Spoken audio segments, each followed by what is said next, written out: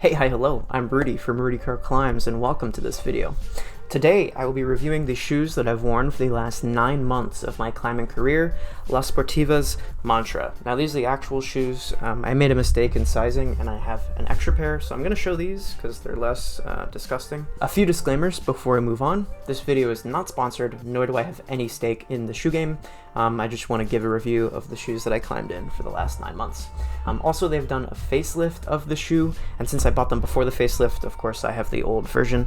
For what I've been seeing, it's just a styling change. The fit, shape, feel, feature set are the same. They just look a little different. In my opinion, honestly, a little cooler too. So what are the features? Well, the shoe is extremely light and flexible, acting like a shield of rubber around your foot while climbing.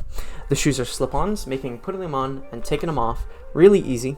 Now this combined with the no edge technology, essentially a rounded edge on the toe, makes using the Mantra feel like you're climbing barefoot but without the pain, in addition to the durability benefits and spread out wear of having a rounded edge.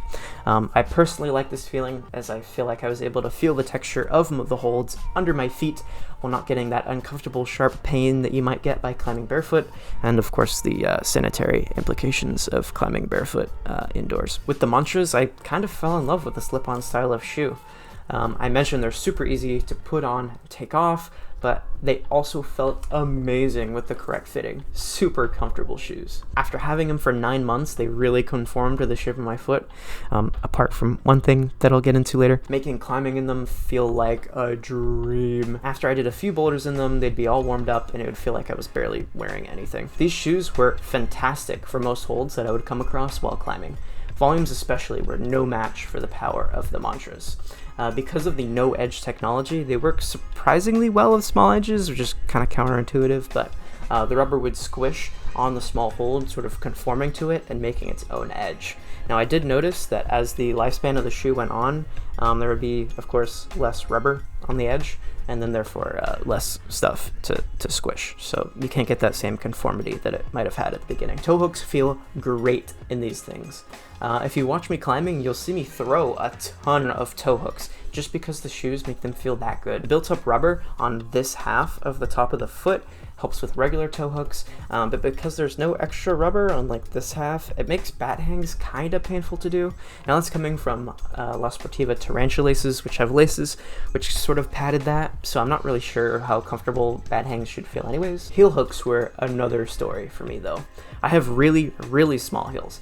In fact, I've not been able to find a pair of climbing shoes where I don't have extra space in the heels. The extra space problem is exacerbated by the lack of a women's/low volume version of this particular shoe. I would climb with up to an extra inch of extra space in the heel, making aggressive heel hooks either partially or completely pull the shoe off of my foot. Now this even happened to me in a competition, which, let me just say, I was fuming. I can't exactly blame this issue on the Mantras, as even in my new shoes on Parallel's flagship LV, I kinda still have the issue. Granted, it's greatly diminished, but it's there nonetheless. Now, side note, that's because I picked the shoes specifically to do that. Video coming in the future. The Mantras were able to last me 9 months, albeit in a severe state of disrepair. I climbed 2 to 3 times a week for around 2 hours per session, so they lasted me a good 180 hours on the wall.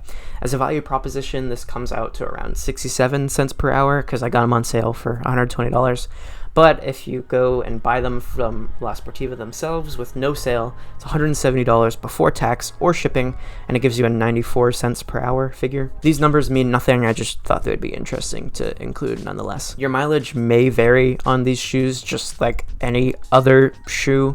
I bought them around 9 months into my climbing career. My footwork wasn't exactly conducive to extending the life of a climbing shoe.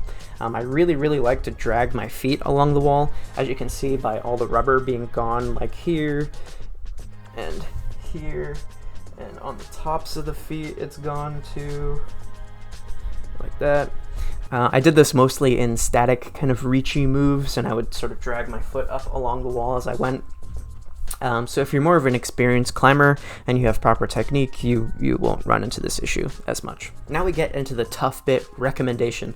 Do I recommend Sportiva's mantra. As someone who's used a pair of them for their entire lifespan, if you're like me and enjoy light shoes that let your feet be feet, I do recommend them.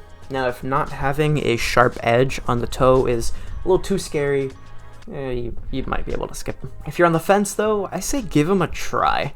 Try a pair on, especially so you can get the correct fitting so you don't end up like me and have extra space in the heels. You never know, they might end up being your next climbing mantra. If you like this video and you want to see more, subscribe to Rudy Kirk Climbs.